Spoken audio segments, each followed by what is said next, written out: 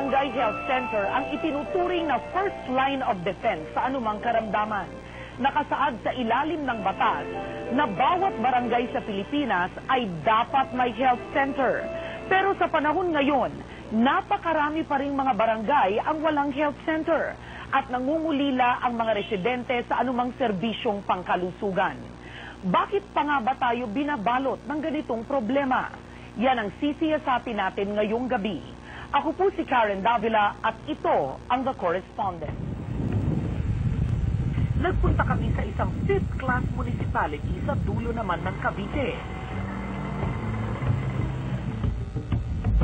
Kung ang binangonan ay may budget na 277 million kada taon, ang bayan ng Magallanes, 34 million pesos lang ang pondo. Pero, naririto sa Barangay Kabulutan at isa sa pinakamagandang health center sa buong Pilipinas. At sa katunayan, 5 taon na silang pinararangalan ng DOH bilang sentrong sigla. Dito may permanenteng doktor, nurse, 8 lidwas, dentista at medtech pa. Itong laboratory natin, meron siyang CBC, urinalysis, yung mga routine. Tapos meron din siyang blood chemistry. So ano po yung nagagawa dito sa laboratory niyo? So nakakapag CBC, urinalysis, fasting blood sugar, yung mga triglycerides, cholesterol, uric acid. Dahil dito, agad nilang natutuklasan at naaagapan kung may dengue ang isang pasyente o di kaya may hypertension. Eto sila may nebulizer para yung mga bata halimbawa kapag sinisipon at di ba hindi pwede bigyan ng gamot. Yung kumuha ka doon. Malaking katipiran para sa mga taga rito ang nebulizer. Kung sa ospital kinakailangan nilang magbayad ng 300 pesos, dito libre. Ano ang ECG machine? Ito para sa mga patients na may heart problem. Nakikita namin yung mga spikes, yung mga kung meron siyang problema. Bukod sa mahal din ang bayad sa ECG, bihira ang health center na may ganitong aparato. Maayos ang delivery room. Oo, very, kumbaga alaga, malinis. Opo. Kasi marami po talaga akto na nanganganak eh. Ilan ang nanganganak po dito sa health center niyo? Actually, pag peak season talagang madami kasi halos every other day meron. Pati ang kanilang paanakan pwedeng makipagsabayan sa mga primary hospital. Kumpleto rin sila sa supply ng mga gamot. Kaya't hindi nangangamba ang mga residente rito kapag may sakit, lalo na ang mga bata. Pero ito, tignan mo, marami silang paracetamol. Ito yung pangbata, no? O, itong mga analgesic. At para saan to? Antibacterial ho yan. Antibiotics para sa bata. Sa bata, no? Nila sa amin. May pang dextrose. Meron din silang mga kwarto kung saan pwedeng i-confine ang mga may sakit. Bukod sa maayos na, malinis pa.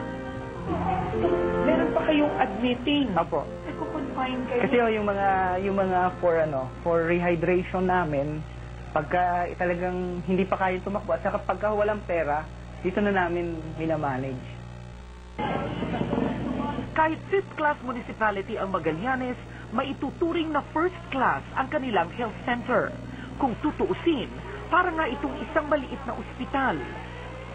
Kaya naman ang mga tao rito na may sakit bukod sa naaagapan na, hindi na nila kailangang lumayo pa. Marami rin ba yung hindi na natutuloy ang karamdaman, hindi na lumalala? Mas marami ho.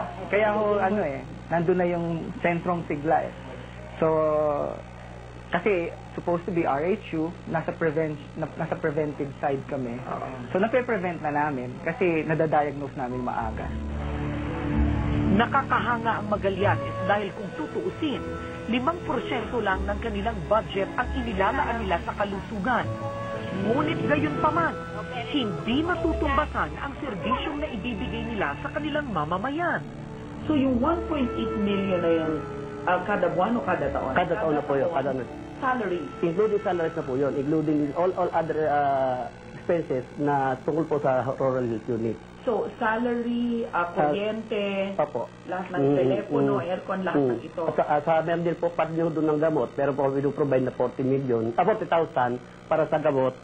At meron din po kami yung medical and dental and laboratory supplies sa 70,000. Paano nyo nagawa na ganito? Para kay Mayor Edwin Sisante, hindi hadlang ang liit ng kanilang budget para magkaroon ng maayos na health center. Ito po ang isang napakagandang nangyayari sa ating mga kababayan na kung saan napapanatili po namin ang kanilang kalusugan at the same time tulad po ng mga ibang tulad ng mga problema sa dengue at saka ilang pong mga pangkaraniwang sakit ng tao ay lagi po namin nasusolusyon dito sa aming level.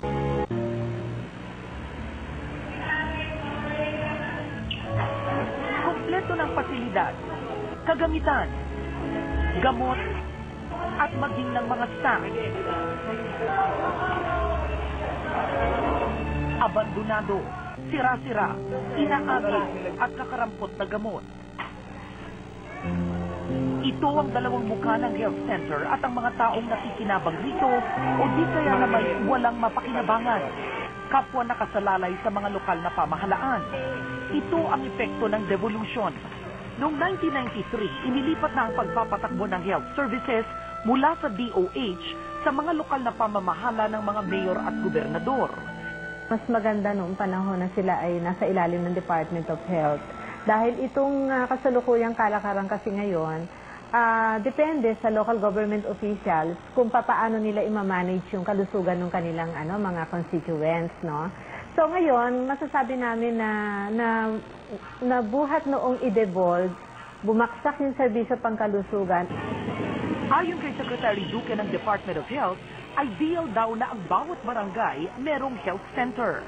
Nasa kamay ngayon ng mayor kung bibigyan niya ng prioridad ang kalusugan o hindi.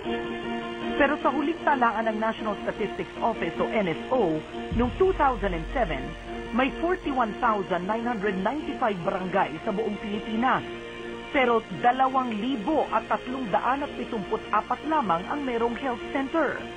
Sa madaling salita, 5% lang ng buong barangay sa Pilipinas ang may health center. Yung health, naging siya ang political patronage na hindi naman dapat. Para tuloy, nagagamit noong mga ilang mayors and ilang politiko para doon sa kanilang ambisyon sa susunod na election bilang pagkilala doon sa kanilang status ba. Hindi kakulangan sa budget ang problema ng maraming mayor. Dahil kung may maayos na health center ang ilan, bakit hindi nagagawa ng iba? Paano nagawa na lang ng local government unit ninyo na ganito ang health center sa Magallanes? Sa pamamagitan po namin ng pag-a-avail ng PhilHealth program. Sa amin pong nahihuhulog na halaga na tulad ng saan po sa yung ginagawa, magbabudget po kami ng 360,000 per annum na kung saan nako-cover po ito 1,500 families. And then yung nahihuhulog po namin yun, actually bumabalik din po sa amin dahil in the form of medicine, in the form of, tulad po nang nangyari sa amin dito, nakabili kami ng ambulansya. And then, other, yung amin pong nabili na mga nakita yung mga gamit dyan. Isang mekanismong malaking tulong sa health program ng mga lokal na pamahalaan ay ang PhilHealth Capitation, na nagtatakda sa mga lokal na pamahalaan na gawing miyembro ng PhilHealth ang kanilang nasasakupan.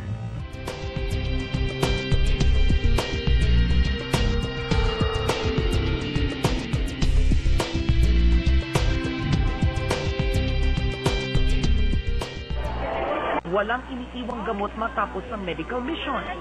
At maging ang mismong gamot, mayor ang nagdidesisyon kung kaya't kung minsan, nagiging ugat pa ito ng katiwalian. Yun na nga yung problema na wala na yung full control, nasa politiko na eh. Diba? Hindi na yan, hindi natin alam kung yan ba ay talagang recommended ng mga doctors. Pero siyempre, kung recommended ng mga doctors yan, mahirap natin sabihin hindi nagagamit. Alam niyo po naman, hindi po naman kultura natin dyan, pero dahil po may mga lumalapit na ahente na i-offer ka rin itong gamot, actually, substandard naman ho yung dumarating. And then, ang presyo yung based on the commercial price. Maging si Dr. Femi Beltran, isa sa mga municipal health officer ng Binangonan, na alarma sa sitwasyon.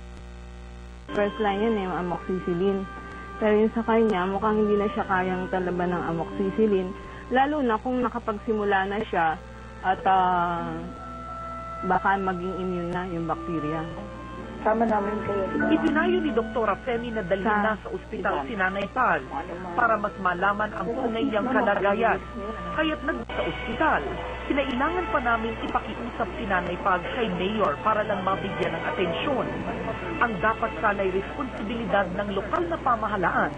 Sa bandang huli, nagiging utang na loob ng mamamayan. Nakikita ni Secretary Duque na dapat busisiin ng gobyerno ang naging epekto ng devolution ng health centers sa mga lokal na pamahalaan. Napapanahon na upang repasuhin ang local government code at doon sa devolution. May kasabihan na ang kalusugan ay kayamanan. Pero paano ito makakamit kung nakasalalay ang kalidad ng serbisyong pangkalusugan sa kamay ng mga politiko at ipinagkakait pa ito ng ilan? Ating tandaan na ang serbisyong pangkalusugan ay hindi utang na loob, kundi karapatan ng bawat Pilipino. Magandang gabi, ako po si Karen Davila, ang inyong naging correspondent.